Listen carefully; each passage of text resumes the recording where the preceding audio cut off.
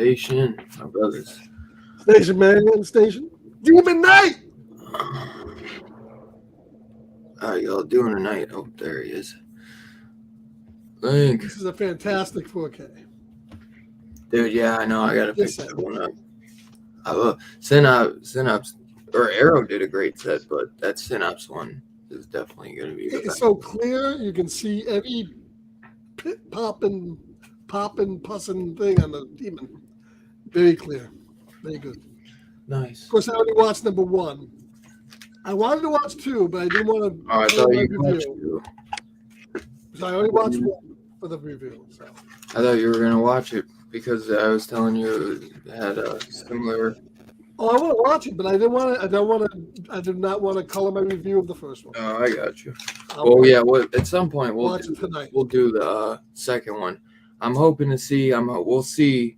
But I know y'all weren't too happy with the last Italian zombie movie we did, Burial Ground. Well, Scarphead was. Which is a 4K masterpiece all the time. But we'll see if it has a slight edge even on this film. I can we'll see if we redeem ourselves with demons.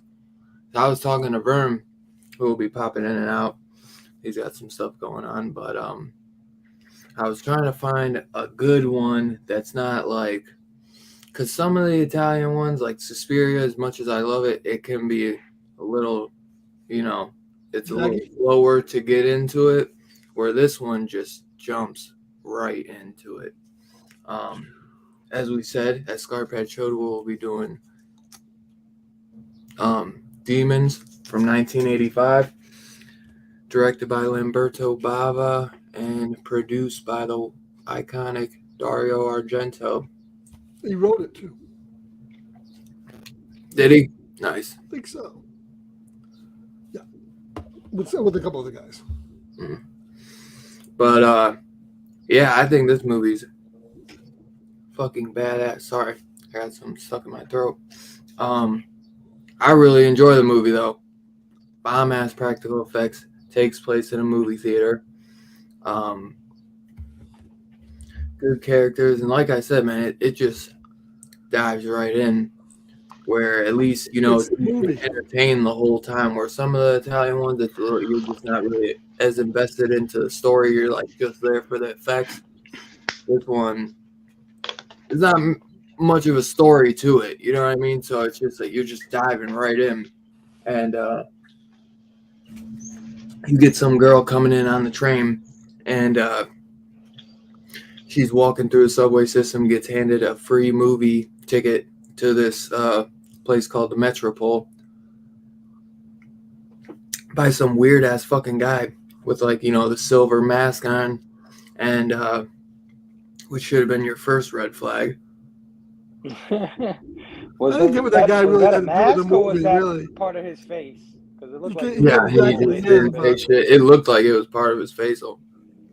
But so then she takes her and her friend to go see this movie, which is beautiful theater, and you get this black chick, her and her pimp, and the other hooker or prostitute. She, which I think her name is Greta or Gerda. She's like an horror icon in the Italian world. The black girl who puts the mask on her face and gets cut. Big James. Dude, yeah. Oh, now I understand why you're fucking listening to that. But as soon as she cuts her face, they go in. She puts that silver mask on, cuts her face, walks away. And I feel like in all the Argento films, he has like a blind guy, and it's that same guy. And like a lot of his are filmed really tripping. And the blind guy gets his eyes dug out for some unknown reason. I'm not really sure. He couldn't see to begin with, anyways. But Yeah, but She's a demon. What does she need any explanation of torturing people? yeah. yes, no. I like though that they're literally watching a movie, kind of like similar to what's about to happen about demons. Meta.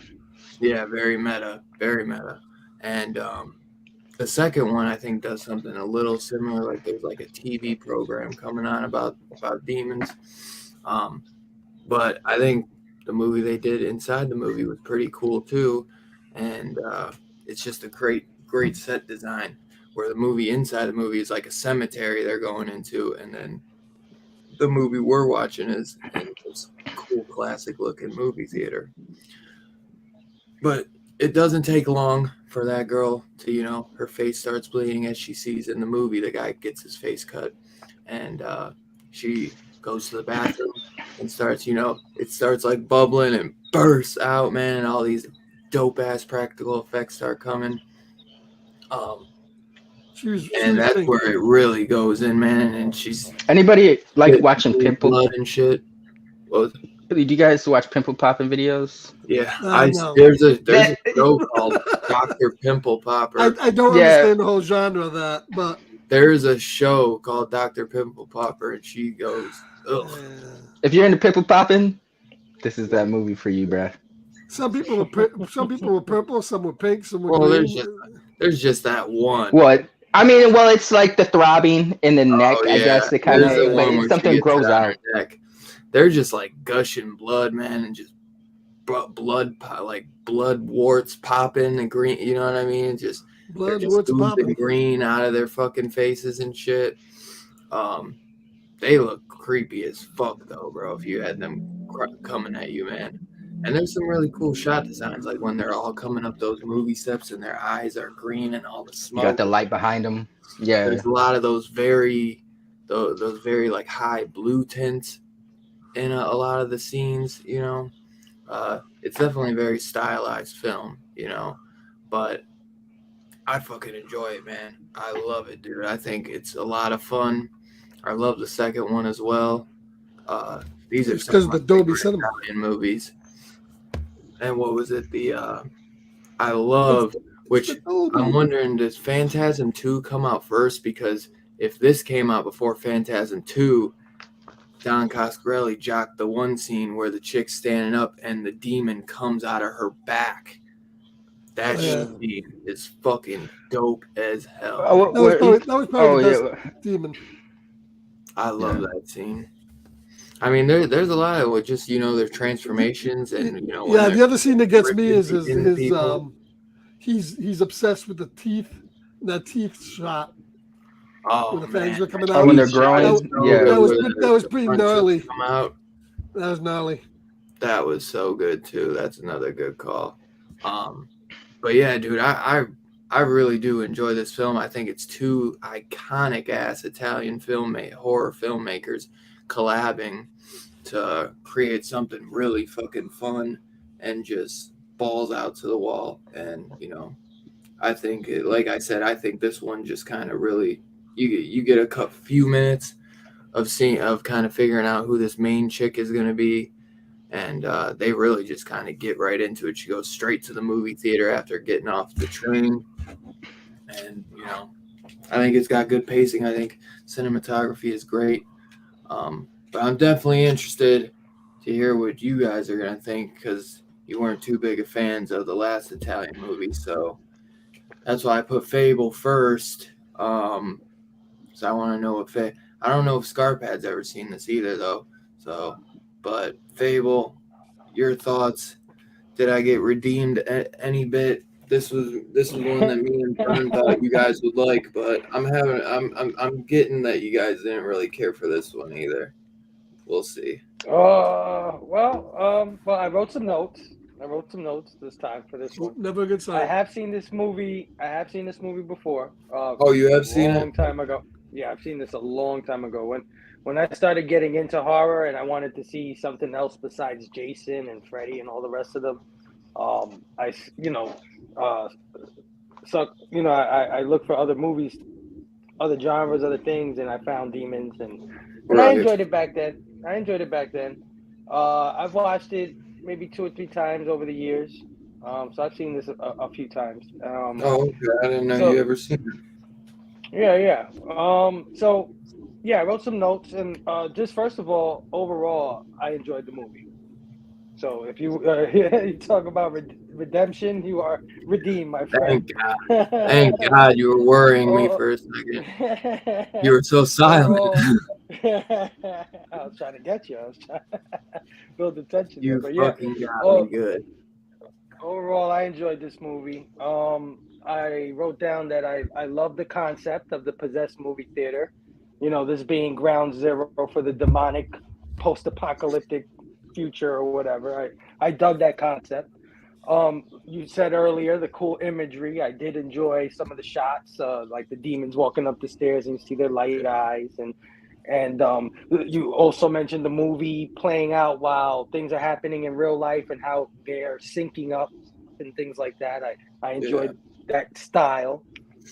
I like the characters in this. So the pimp. You mentioned the pimp and his two employees. There. Yeah, he's bald with sideburns. It's hilarious. Yeah. I love when they do that. Yeah.